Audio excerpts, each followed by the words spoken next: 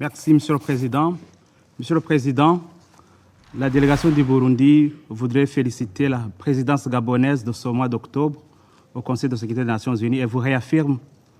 par la même occasion tout son soutien à votre mandat. La délégation du Burundi se réjouit de la déclaration faite par l'envoyé spécial du secrétaire général des Nations Unies pour la région des Grands Lacs et lui remercie pour le travail et les résultats accomplis, particulièrement la mise en œuvre de la stratégie régionale. Nous prenons note du rapport du secrétaire général des Nations Unies et saluons l'engagement actif de son envoyé spécial pour la paix, le développement dans la région des Grands Lacs. Au moment où l'Est de la RDC continue de faire face à une crise sécuritaire et humanitaire affectant la stabilité du pays et de la région, le Burundi réaffirme la pertinence du cadre de coopération pour la paix et la sécurité en RDC et dans la région des Grands Lacs comme solution aux défis de la stabilité dans notre sous-région. Plus que jamais, la communauté internationale devrait jouer un rôle efficace en tant que garant à la recherche de la paix dans la région. Il est important que les membres du Conseil de sécurité des Nations Unies dépassent le cadre de présentation des rapports faits à New York pour une visite dans la région afin de pouvoir tirer, à partir de l'Est de la RDC, les conclusions qui s'imposent et non pas suivre à distance les foyers de tension qui peuvent avoir des conséquences immenses et qui menacent la paix et la sécurité internationale. Tout en saluant les efforts de la région et en soulignant la nécessité d'assurer la synergie et l'alignement des processus de Nairobi et de Luanda, le Burundi réaffirme l'importance de la coopération et de la coordination des efforts militaires entre les forces armées de la RDC, la MONUSCO et le déploiement des forces régionales, en l'occurrence celle de l'East African Community. Le Burundi, qui entretient d'excellentes relations avec tous les pays voisins, estime que la maison de votre voisin, quand elle brûle, elle vous interpelle à poser des gestes positifs pour contenir le feu avant d'être atteint des flammes en provenance du voisinage en feu. Ainsi, dans le contexte de la situation à l'est de la RDC, le Burundi se range et se rangera toujours du côté de la recherche d'une solution durable à la crise en RDC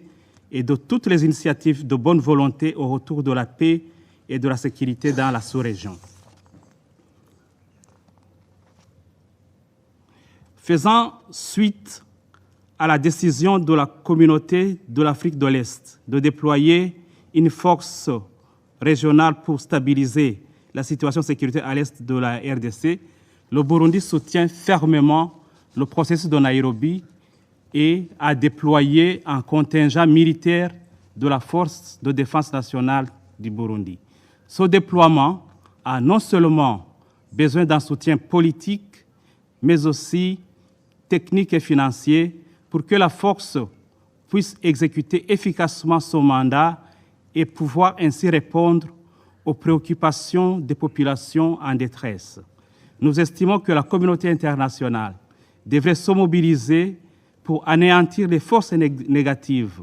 qui pullulent dans la région et qui font obstacle à la paix et au développement économique de la région des Grands Lacs. Le Burundi ne ménagera aucun effort pour la paix et le développement dans la sous-région et se prépare activement à assurer la présidence en 2023 du mécanisme régional de suivi de l'accord cadre pour la paix, la sécurité et la coopération pour la RDC et la région, signé à Addis Abeba le 24 février 2013 sous les auspices des Nations Unies, de l'Union africaine, de la Conférence internationale sur la région des Grands Lacs et de la SADC. Cet accord reste et restera une plateforme essentielle pour réunir la RDC et les pays de la région afin de convenir des solutions durables aux défis de notre sous-région. Au cours du 11e sommet du dit accord prévu à Bujumbura en février 2023, il s'agira de réévaluer les principes énoncés dans l'accord cadre qui se fondent sur le pacte sur la sécurité, la stabilité et le développement dans la région des Grands Lacs et qui engagent les gouvernements de la région et la communauté internationale à redoubler d'efforts afin de restaurer une paix durable dans la région. Il sera aussi question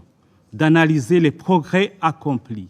les défis rencontrés et ainsi projeter dans l'avenir des actions à mener pour la mise en œuvre